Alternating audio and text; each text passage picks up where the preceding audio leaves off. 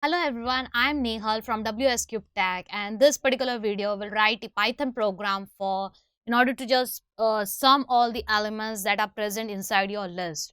All right.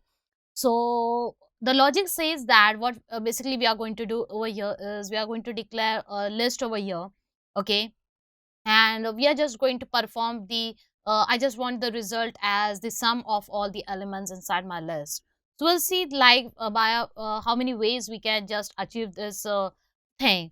So the first step over here is I'm just going to declare a list over here. So say for example I have this variable name n is equal to, and I'm just declaring a list. So we declare a list inside of my square bracket. So say I have this 1 2 3. All right, so this is my list. Okay, you can even say this thing as a single dimensional array over here. All right, because it is having only one row over here. So this statement can be also as in order to just sum the elements inside a single dimension array. All right, so this is a list over here. So I've declared this thing. Now what I want to do is I want to just add this 1 plus 2 plus 3. Okay, so 1 plus 2 is 3, and then 3 plus 3 is 6. So I want to get the result as 6 over here. So I will just let you guys know that first we'll just make use of the inbuilt method over here, that is sum. Okay, so the sum is basically used, and inside this sum built-in method I'm just going to pass the variable name as n. Okay, so this will just sum, and this is the inbuilt method over here. And if I just say that print, so it is going to give me the result which I'm expecting for. And if I just say run over here, so you can see that it is giving me as 6 over here.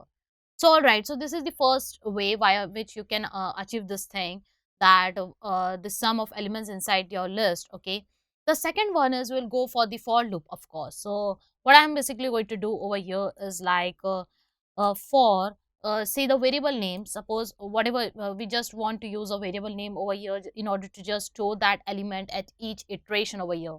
So say this time I just give it as for val in a list. Okay, so in n. And now if I just print val, so you know that val will just fetch that particular element. So we are going to get that 1 2 3 one after the another. So it is giving that 1 2 3, but I'm not in need of this thing already.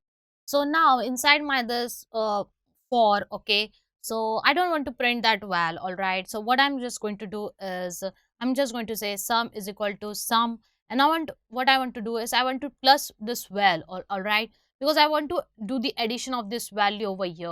All right, so what will happen over here is like first the sum is initialized to 0. All right, so it will be 0 is equal to 0 plus then the val. So val is what? 1. So now in sum 1 would be stored.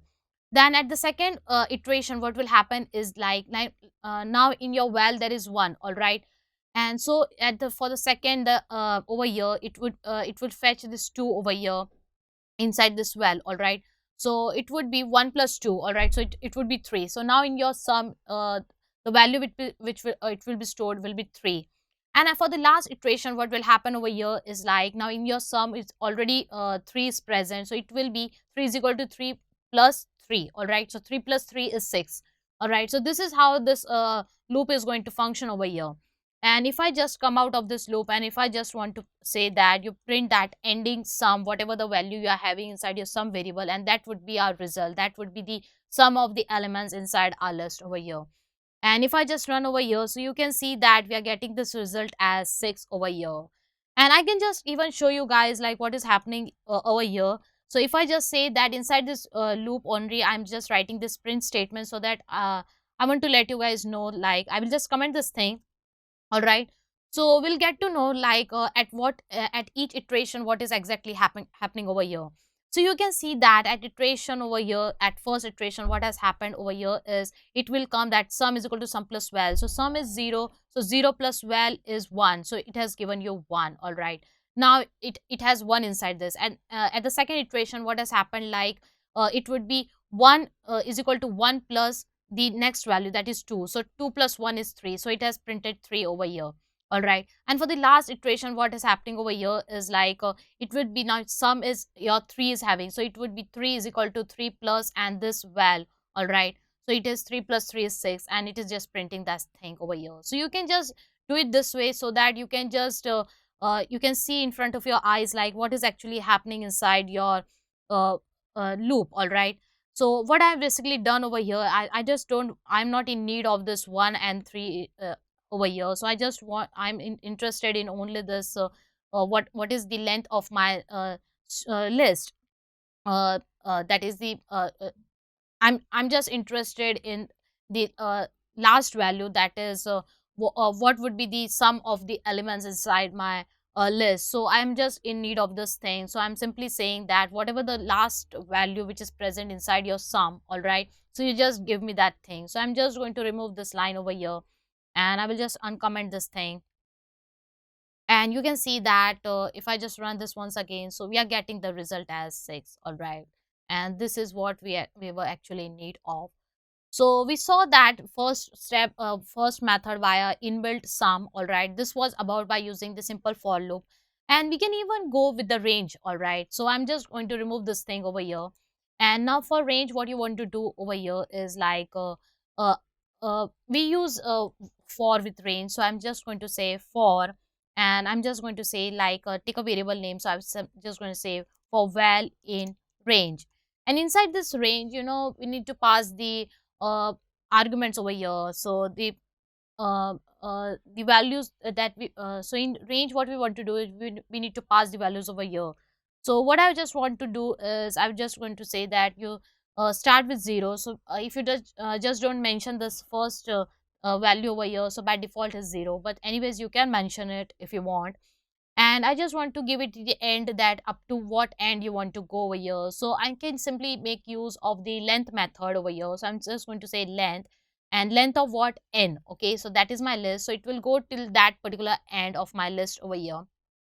So this is what I have said, that for val in that particular range, that is 0 to the length of my list. And inside this, what I basically want to do is, if I just say that you print val, all right. So this print val will just give you the whatever the values that is stored inside your val. Okay, so it is giving you 0, 1, 2. Okay, at each iteration, because we have said that you start with 0 and go till the length. Okay, so our length is, or means this length, it is always minus 1. Okay, so because in length method, what happens, your length start with 1, 2 and 3. All right, so it is just a minus 1 over here, because we are saying that you start with 0 and go till the length. Okay, so it has started with 0 and it has gone to the length over here. You can even say that you start with 1 and go till length, so it will just start with 1 and it will go till the length. All right, so I will just make it as this, because I just want to start with 0 over here.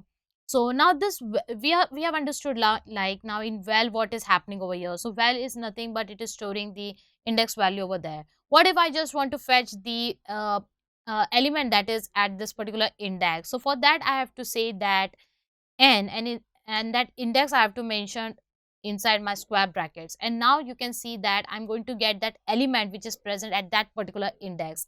And if I just want to print the both, that is the index as well as your the elements which is present at that index, so I can just come up over here and I can just say that you just not I, this would be val. So I'm just going to say that you print that val, so it will just give you that at this is your value. Okay, so this 1 is the value and this 0 is the index, so that it means that at 0 index the 1 is stored, at 1 index 2 values stored, and at 3 at 2 index 3 is stored. All right, so we have understood this thing, like what is happening inside of range. All right, so when we say that it's val, so this val is nothing but it is just going to give you the index. Okay, and in order to get that the value which is stored at that index, you need to give it this way. All right, so we have non understood this thing.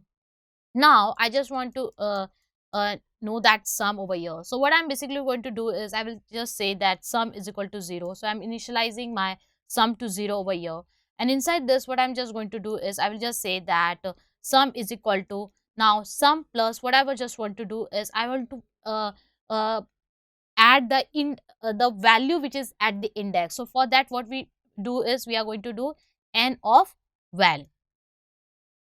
And once I am done with this thing, and if I just say over here that print sum, and if I just click run over here. So you can see that I'm getting this result 6 over here.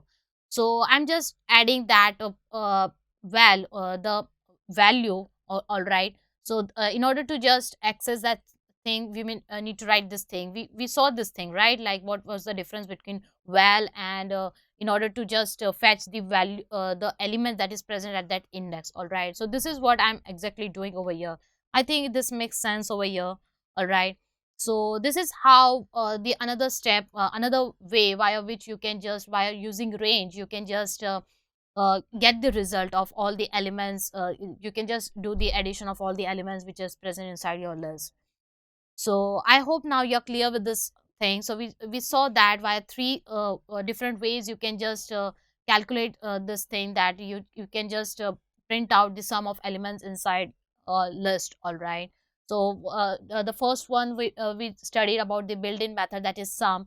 Then in the second step, we just second method, we just made use of a simple for loop, and this we made use of the for with range, okay, range method over here.